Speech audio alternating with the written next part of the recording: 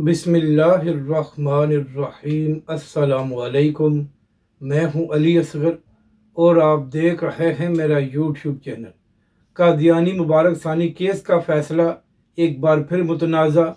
तहरीक लब्बैक पाकिस्तान ने supreme court के फ़ैसले को मुस्तरद कर दिया और अगले लाएअमल का ऐलान।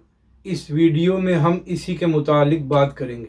नाज़रीन कराम, आज जब सुप्रीम कोर्ट से कादियानी मुबारक सानी केस के फ़ैसले का शॉर्ट ऑर्डर आया तो उसके बाद ये तासुर पैदा हुआ कि शायद अब इस फ़ैसले से मुतनाज़ा बातों को ख़त्म कर दिया गया है और अब ये सारा मामला ख़त्म हो गया है। मगर जैसे ही इस केस का तफसीली फ़ैसला सामने आया है तो उसके बाद सोशल मीडिया पर एक नई बहस छिड़ गई है और तहरीक लब्बैक पाकिस्तान ने इस फ़ैसले को मुस्तरद कर दिया है।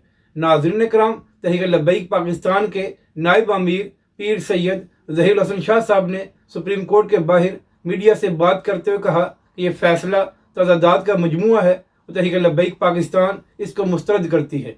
तहरीक लब्बैक पाकिस्तान के नायब अमीर ने कहा कि तहरीक लब्बैक पाकिस्तान इस केस में फ़रीक थी मगर तहरीक लब्बैक पाकिस्तान का जिक्र नहीं किया गया।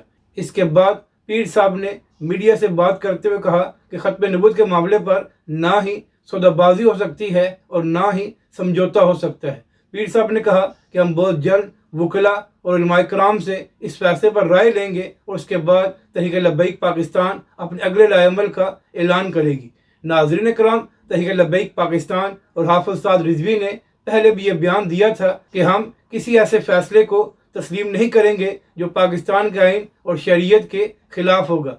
तो नाज़रीन कराम, अब अहम बात यह है कि इस फैसले के हवाले से मुफ्ती मुनीब रहमान साहब और मुफ्ती तकी उस्मानी साहब क्या राय देते हैं और वो इस हवाले से क्या लाएअमल का ऐलान करते हैं। अगर आपको ये वीडियो अच्छी लगे तो इसे लाइक और शेयर ज़रूर करें और हमारे इस चैनल को भी सब्सक्राइब करें।